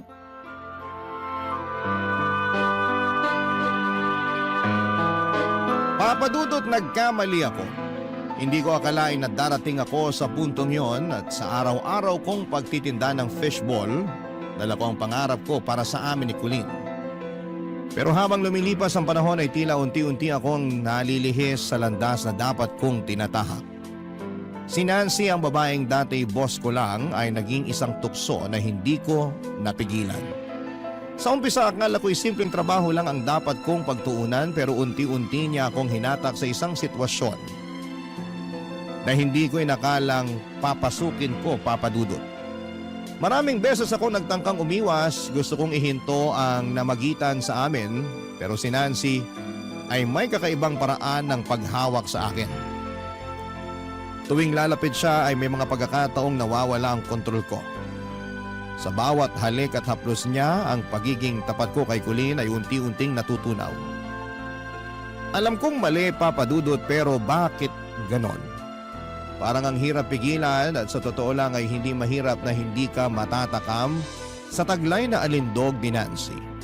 Sa edad niya ay mukha pa rin siyang bata dahil marahil sa hindi pa siya nagkakaanak. Sexy si Nancy at papasa pa siyang girlfriend material talaga kung hindi ko lang mahal si Colleen. Pagkatapos ng lahat, tuwing uuwi ako sa aming maliit na inuupahan ni Colleen ay tila may bigat na bumubuntal sa dibdib ko. Tinitingnan ko siya, ang babaeng nagtiwala sa akin ang buong puso at nararamdaman ko ang matinding hiya at guilt. Hindi ko kayang aminin ang ginawa ko dahil alam kong masisira ang relasyon namin. Siya ang pangarap ko, ang rason kung bakit ako nagtatrabaho ng maigi, pero sinisira ang lahat ng yon dahil sa pansarili kong kahinaan. Marami ng pagkakataon ang gusto kong tapusin ang nangyayari sa amin ni Nancy, Papadudod, at sinubukan kong magsalita pero palaging pinipigilan niya ako. Binabantaan niya ako na mawawalan ako ng trabaho kung tatanggihan ko siya. Ang hirap makawala sa kanyang mga kamay lalo na't may utang na loob ako sa kanya. Ang kasalanan ko ay parang karayom na paulit-ulit tumutusok sa puso ko. Si Colleen ang naging dahilan ng bawat pangarap ko pero si Nancy ang bumura ng moralidad ko.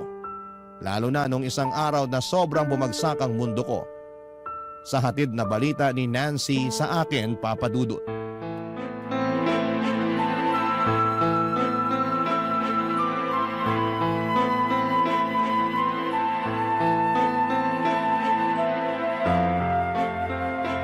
Paano nangyari yun? Di ba maingat tayo?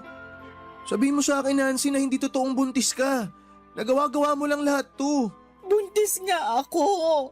Ilang buwan na ako hindi nireregla. Akala ko early menopausal lang pero tinry kong mag-pregnancy test. Ayan ang result. Positive. Buntis ako at ikaw ang ama. Hindi ka pwedeng mabuntis. Hindi pwede to, di ba may usapan tayo? Hindi totoo tong nangyayaring to. Hindi ka pwedeng mabuntis. Sinungaling ka. Eh anong gusto mong mangyari? Ipalaglag ko? Hindi ako papayag. Kung di mo gagawin yun, paano ako? Paano kami ni Colleen? Ganyan na lang ba talaga? Sarili mo at yung Colleen na lang parati ang iniisip mo? Pwede mo naman siyang hiwalayan na. Magkakaanak na tayo.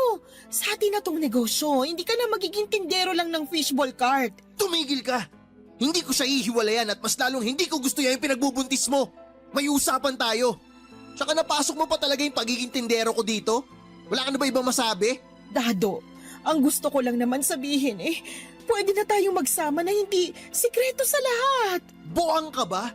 Umpisa pa lang sinabi ko na sa'yo na may girlfriend ako. Ang lagay, hihiwalayan ko si Colleen para lang dyan? Siya ang gusto kong pakasalan. Hindi ikaw, kaya hindi kita pananagutan. Nagtatalik tayo. Bumukha ka ako. At ikaw, masaya ka naman habang ginagalaw ako. Huwag mo nga akong bigyan ng rason na pangtanga. Ang sabi mo sa akin, maingat ka, hindi ka mabubuntis. Ang lumalabas, niloko mo ko. Yun naman ang akala ko. Hindi kita niloloko. Siguro, mali kami ni Manong. Siya palang may diferensya, kaya hindi kami nagkaanak. Bali, hinala mo lang pala yun? Hindi kayo nagpa-check up? Nancy, hindi mo naiintindihan, malaking problema to. Hindi naman magiging problema kung pananagutan mo ko. Naririnig mo ba yung sinasabi mo? Seryoso ka ba? Kanina pa tayo nag-uusap dito pero parang wala ka naman naiintindihan sa mga sinasabi ko. Ako ang nabuntis mo. Iwanan mo na si Colleen, panagutan mo ako at ang magiging anak mo. Nagpapatawa ka ba? Mukha ba akong nagpapatawa? Seryoso ako. Panagutan mo ako, Dado. Binuntis mo ako. Hindi nga pwede, ang kulit mo ah. Ganyan ka na ba kasama? Matapos ang lahat ng ginawa ko, ganito ang gagawin mo? Nancy, tigilan mo ako. Umpisa pa lang klaro na to sa'yo. Hindi seryoso yung relasyon natin at pampalipas oras mo lang ako. Tikiman lang. Ganun lang yun, di ba? Yun yung usapan. Grabe ka. Grabe ka, Dado. Ikaw ang grabe. Ginawa ko lahat ng gusto mo. Sabi mo nangungulila ka kasi wala na si Manong. Tinago natin kung ano yung meron tayo. Nangako ka sa akin na hindi ka mabubuntis. Tapos ngayon ayan, nabuntis ka. Ngayon, gusto mo si Colleen, hiwalayan ko pa. Nancy, hindi ko na kayang gawin yung pinagagawa mong yan. Hindi ko kayang sirain yung tiwala na binigay niya sa akin. Pero sinira mo. Sinira mo nang tikman mo ako. Alam mo, sira na talaga ulo mo. Kasi buntis ako. Binuntis mo ako. At hindi pwedeng lalaki tong tiyan ko na walang aako. Ano na lang ang sasabihin ng ibang tao? Nagpapabuntis ako sa kung sinong lalaki? Bigyan mo naman ako ng kahihiyan, Dado. Nancy naman. Dado, magiging magandang buhay mo at ng anak natin kung magsasama tayo. Pwede tayong magpakasal. Pero paano si Colleen? Puro ka kulin. Kulin, edi iwanan mo. Hindi naman kasi ganun kadali yun eh. Kailangan mo na siyang iwan dahil pananagutan mo na ako. Hindi ko kaya. Hindi ko siya kayang iwan. Hindi kita kayang panagutan. Ipipilit mo pa talaga ang sarili mo sa kulin na yon? Akong nabuntis mo. Ako ang magiging asawa mo. Sabihin mo sa kanya na nagmamahalan tayo. Na nabuntis mo ko kasi mahal mo ko. Isipin mo na lang na mas giginhawa ang buhay mo pag ako ang pinili mo. Sobrang makasarili mo, Nancy. Alam mo ba yun? Napaka makasarili mo. Mahal lang kita. At mahal ko ang magiging anak natin. Oo, mapapalaki ko siya. Pero hindi ko kayang lalaki ang anak ko na walang ama. Kailangan ka niya. Gusto ko buong pamilyang makagisna ng anak natin. Nancy. Dado, panagutan mo ko. Pakasalan mo ko. Grabe naman tong hinihingi mo sa akin. Hindi ko na alam kung anong gagawin ko. Sobrang naguguluhan na ako. Alam mo, sa totoo lang, sumasakit yung ulo ko dahil sa'yo. Basta panagutan mo ko. Panagutan mo ang anak mo, Dado.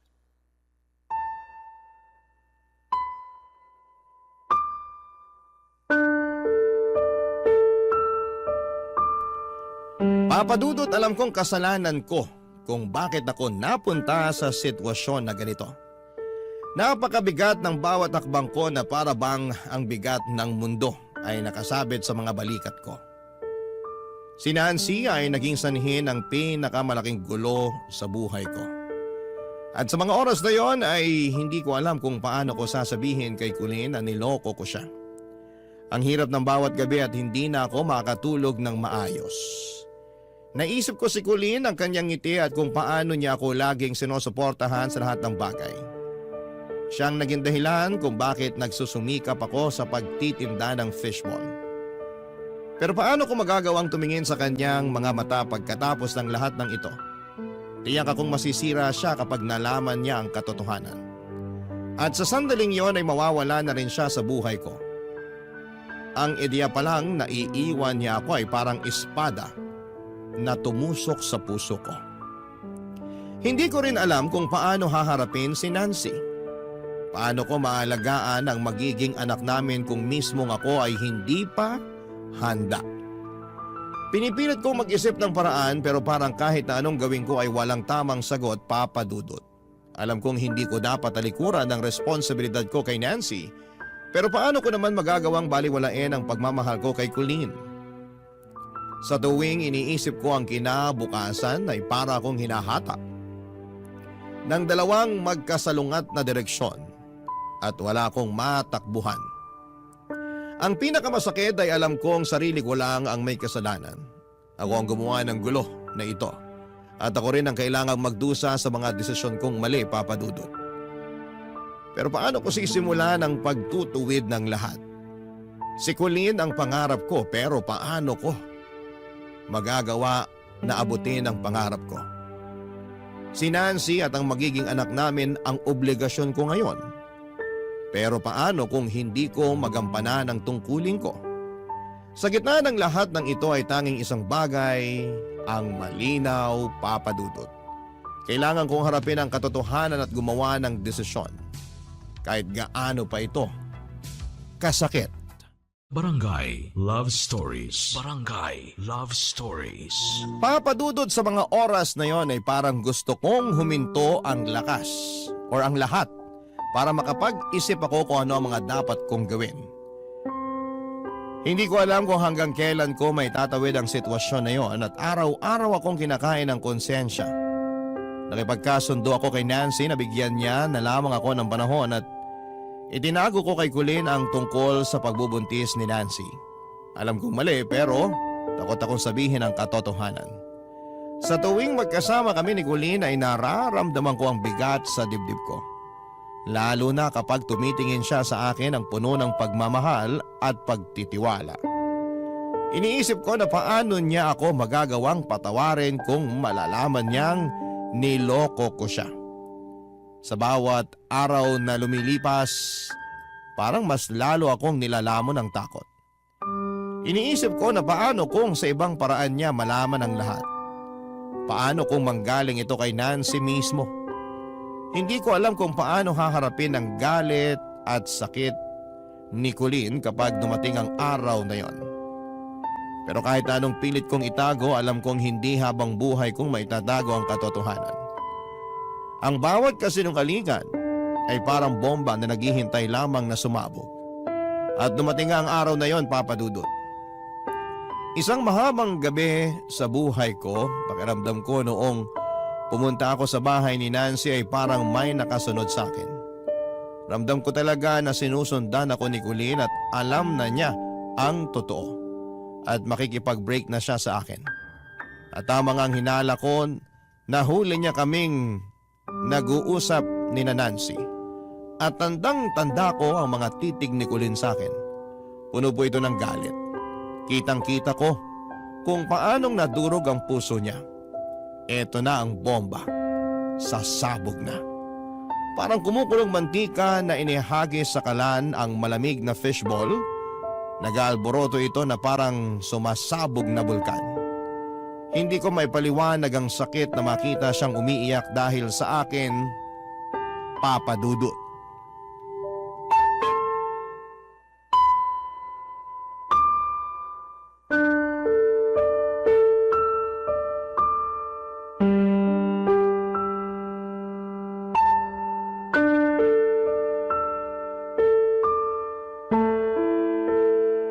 Dado, ano na? Kailan mo sasabihin kay Colleen ang totoo? Lumalaki ng tiyan ko, oh. Nahahalata na ng ibang tao. Pwede ba, Nancy? Naghahanap pa ako ng tiyempo. Kailan pa? Pagputi ng uwak? Ang mga bulong-bulungan ng kapitbahay, ang mga marites sa paligid, malamang ako lang pinagchichismisan nila. Pakialam ko ba sa mga chismosang kapitbahay na yan? Nakakabuisit naman, oh.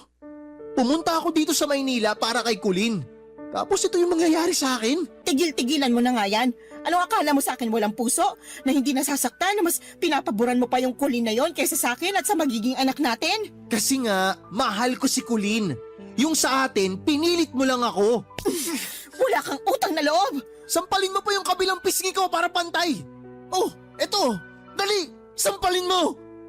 Ginago mo yung buhay ko, Nancy. Ginago Bitiwan mo! mo ko, Dado. Nasasaktan na ako!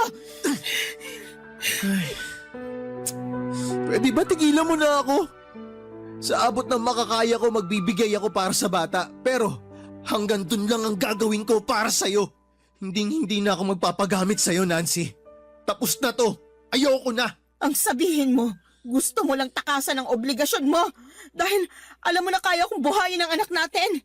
Ayaw mong panagutan ang anak natin. Dado! Colleen, Tama naman palang nasagap kong balita. Tama nga ang kutob ko. Mga walang ya kayo. mahal. Colleen, magpapaliwanag ako. Ano bang paliwanag ang kailangan kong marinig? Nagawa mong pumatol sa matandang babaeng to dahil sa pera niya. Magdahan-dahan ka sa pananalita mo. Nasa pamamahay kita. Trespassing ang ginagawa mo. Huwag mong ibahin ang usapan. Hindi trespassing ang issue dito. Malas mo lang na tsempohan ko kayo dito mismo sa bahay mo. Hindi ko kasalanan na hindi mo nakandado yung pinto kasi tatanga-tanga ka. Ang totoong issue dito, kahit kulubot na yung balat sa gitna ng hita mo, pinapakamot mo pa rin sa tauhan ng fishballan nyo. Maggagamit ka! Ang kapal ng mukha mong matandang hukluban ka! Abay May sumusobra ka ng babae ka! Nancy, teka! Takpan mo ako, subukan mo! Umalis ka sa pamamahay ko! Bago ko umalis, tanggapin mo muna tong ibibigay ko sa'yo! Colleen, tama na Kaya yan! ka! Ang kapal ng mukha mo! Nancy, tama na. Huwag mo na siyang patulan. Kumalma ka na muna. Pakiusap, huwag mo sasaktan si Colleen. Ako ang sinampal niya! Ako ang sinaktan ng babaeng yan! Sumugod siya dito para sampalin at ipahiya ako! Pwede ba, Dado, umalis ka sa harapan ko? Hindi pa kami tapos ng amoy lupang babaeng to na pinaglihisan nuno sa punso! Alam mo ang dapat sa'yong matanda ka? Inilalagay ka sa kumukulong mantika ng fishball. Ang saya mo, no? Habang tinutuhog ka nito ni Dado, enjoy na enjoy ka kahit alam mo na may girlfriend na siya! Mahal, makinig ka sa akin. Ikaw lang ang mahal ko, ikaw lang talaga. Tigilan mo yung kakamahal mo sa kanya dahil magkakaanak na tayo! Nancy, pwede ba? Tumahimik ka na! Aba, bakit ako tatahimik sa sarili kong bahay? Tama naman ang pinagsasabi ko Ngayong alam na ng babaeng yan ang totoo tungkol sa atin at malamang nakikinig ng mga marites dyan. Ipapangalandakan ko na sa lahat na binuntis mo ko! Buntis ako at ikaw ang ama na magiging anak ko! Nancy naman, nakikiusap ako sa'yo. Tigilan mo na to. Tumigil ka na. Tigilan mo nga yung kaaarte mo dyan, Dado. Magkakaanak na kayo ng matandang yan? Eh di congratulations! Hindi ka na lang tindero ng fishball. Nag-level up ka na. Ikaw na ang may-ari. Pinalitan mo na si Manong sa pwesto niya. Ibang klase ka rin talaga. Ang dumi mo, Dado! Colleen, mahal. Wag mo na akong tatawaging mahal. Hindi pagmamahal ang tawag sa ginawa mo sa akin. Demonyo ka! Hindi totoo yan. Mahal kita. Hindi pagmamahal ang ginawa mo, Dado. Naniwala pa naman ako sa'yo na gusto mong tuparin yung kasal na pinangarap natin. Lahat ng yon ay isa palang malaking kasinungalingan lang. Colleen naman. Ikaw naman, matandang hukluban. Ang taas pa naman ng respeto ko sa'yo. Hindi ka na nahiya sa alaala ng asawa mo? Matapos siyang mamatay, kumirengkeng ka kaagad sa tauhan mo? Baka hindi lang si Dado ang tumuhog sa'yo. Baka lahat ng lalaking tindero nyo, pina-day off mo sa pagtusok ng fishball para kamutin niyang sobrang kakatihan mo. Wala kang karapatang sabihin yan! Kung ako sa'yo, mas atupagin mo yung batang dinadala mo. Sigaw ka ng sigaw, feeling mo naman nasa teleserye ka. Manahimik ka na. At ikaw, Dado, pulutin mo yung mga damit sa labas ng nirerentahan natin.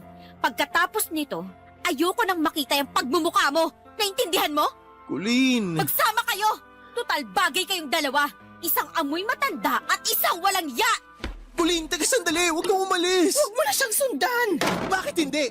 Kailangan ko siyang pigilan. Kailangan ko makausap si Colleen. Dado naman! Sinusuka ka na ni Colleen. Ako nang magmamahal sa'yo. Mahalin mo naman ako. Aray! Oh, ano nangyayari sa'yo? Sumasakit ang tiyan ka. Aray! Ah!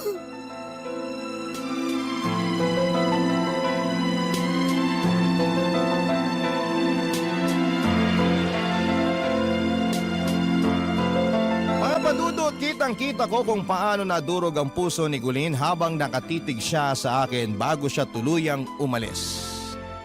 Hindi ko may paliwanag ang sakit na nararamdaman ko noong makita ko ang mga luha niya. Dahil alam kong ako ang may sala ng lahat. Ako ang dahilan ng bawat patak ng kanyang luha. Parang tinutusok ng matatalim na karayom ang puso ko, Papadudot, at gusto kong sundan siya pero kailangan kong dalhin si Nancy sa ospital. Sobrang gulong-gulo ako sa mga oras na yon. Ang sakit ng mapagtanto na ang babaeng mahal na mahal ko ay nasira ko dahil sa mga maling desisyon ko at tuluyang lumalayo na sa akin. Hindi ko alam kung ano ang dapat kong gawin, Papadudot, si Colleen ang mundo ko, pero para bang mailap na siyang mapapasa akin pang muli. Ayaw na niya sa akin at sino ba naman ako para ipilit ang sarili ko sa kanya. Isang boyfriend na cheater at hindi pinanindigan ang promise na hindi titingin sa ibang babae. At sa nangyari naman kay Nancy ay naisip kong sumama na lamang sa kanya dahil siya ang magiging ina ng anak ko. Pero paano kung hindi ko siya kayang mahalin? Hindi ko gustong dalhin si Nancy sa buhay ko nang hindi buo ang puso ko para sa kanya. Naisip ko rin na paano kung iwan ko si Nancy at ipaglaban si Colleen. Pero kaya ko bang baliwalain ang responsibilidad ko sa magiging anak ko? Papadudot, napakahirap ng sitwasyon ko at parang lahat ng desisyon ay may kapalit na masakit. Sa tuwing naiisip ko ang magiging anak namin ni Nancy, may bahagi sa puso ko na gustong magsimula ng panibagong buhay kasama siya. Pero sa tuwing naiisip ko si Colleen at kung paano niya ako minahal ay parang hindi ko kayang basta na lamang sumuko. Paano ko haharapin ang kinabukasan kung kahit ang kasalukuyan ay napakagulo? Para ako naglalakad sa lubid na napakanipis. At isang maling hakbang ay tuluyan na akong babagsak. Alam kong wala akong ibang masisisi kundi ang sarili ko, Papa Dudut. Ako ang dahilan kung bakit nauwi sa ganito ang lahat. Pero Papa Dudut, hindi ko pa rin kayang isuko ang pagmamahal ko kay Colleen. Siya ang nagturo sa akin kung paano mangarap at kung paano magmahal. Kung may paraan lang para maibalik ang tiwala niya ay gagawin ko. Pero kung huli na ang lahat, siguro ay kailangan ko nang harapin ang realidad na ang bawat desisyon na gagawin ko ngayon ay para sa magiging anak ko at kay Nancy na.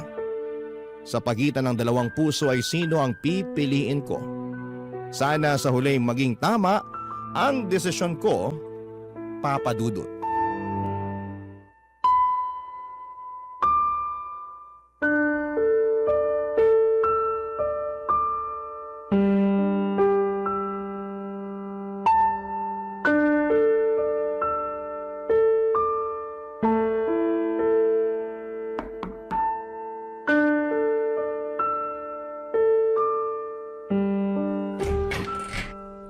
Colleen, mahal.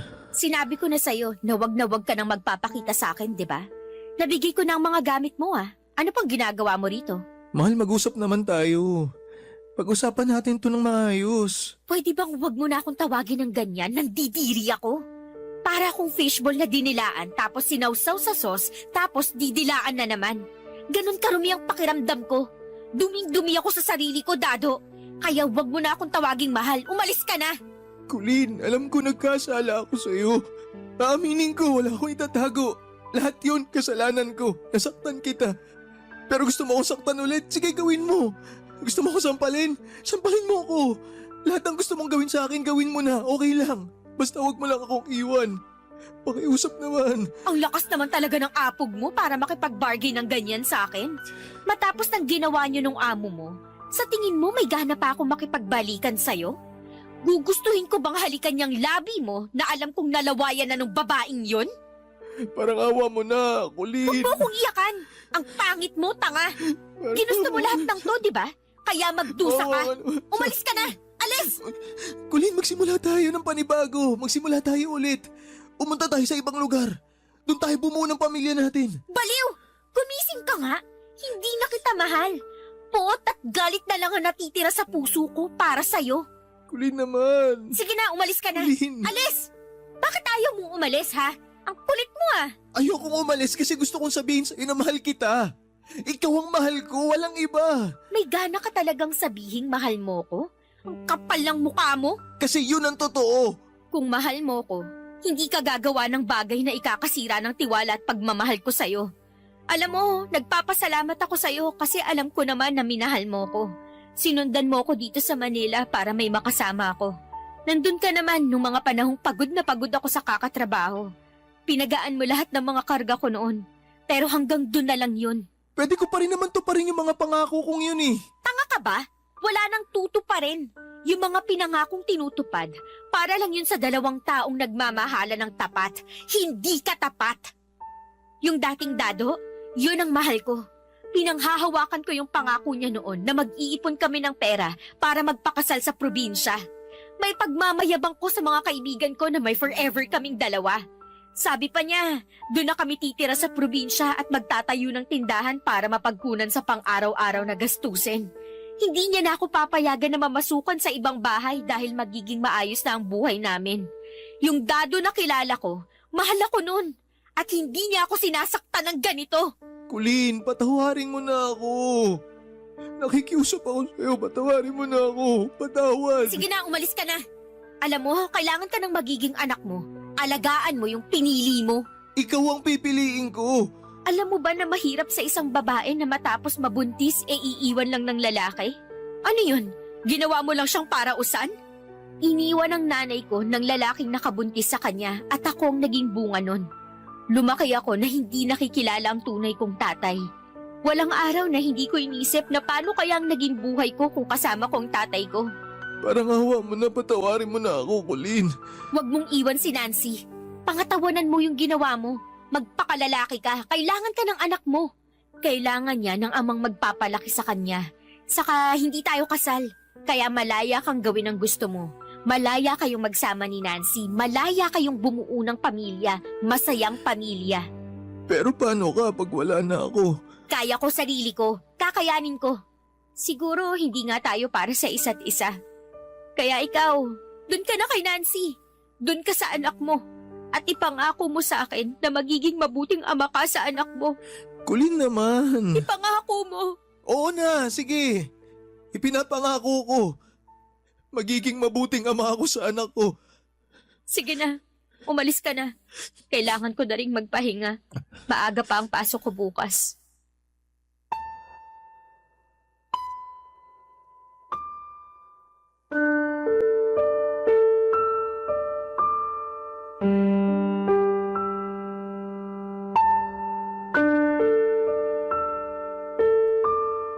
Papadudo, tuluyan na nga kaming nagkahiwalay ni Colleen at hindi ko akalaing darating kami sa puntong yon pero wala na akong magawa. Ngayon si Nancy na ang kasama ko pero kahit na anong pilit kong magpakatatag, hindi ko may pagkakailang may kirot pa rin sa puso ko tuwing naiisip ko si Colleen.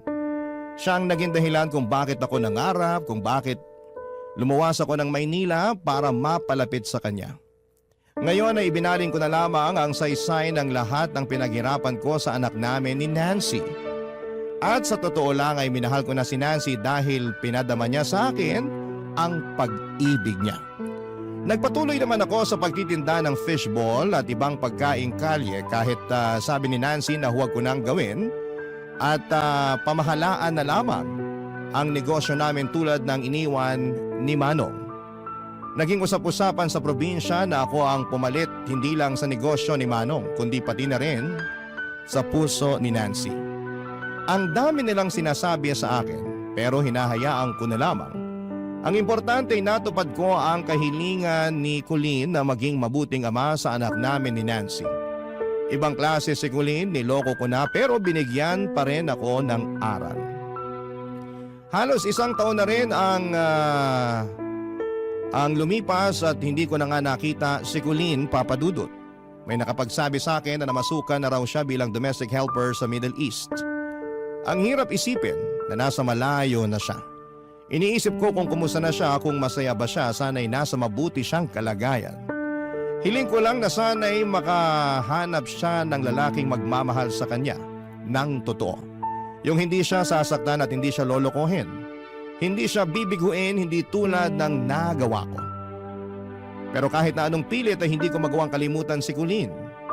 Pero hindi ibig sabihin ay hindi ko mahal ang pamilya ko. Mahal ko ang anak ko at si Nancy. Ngayon sa bawat araw na nilalako ko ang fishball ay pinipilit kong itusok din ang sakit ng nakaraan. Ang bawat kanto, ang bawat mukha ng mga suki parang paalala ng mga pangarap ko dati. Napatawad ko na ang sarili ko, sa mga pagkakamali ay may natutunan naman ako. Ang inyong forever kapuso at kabarangay, Dado.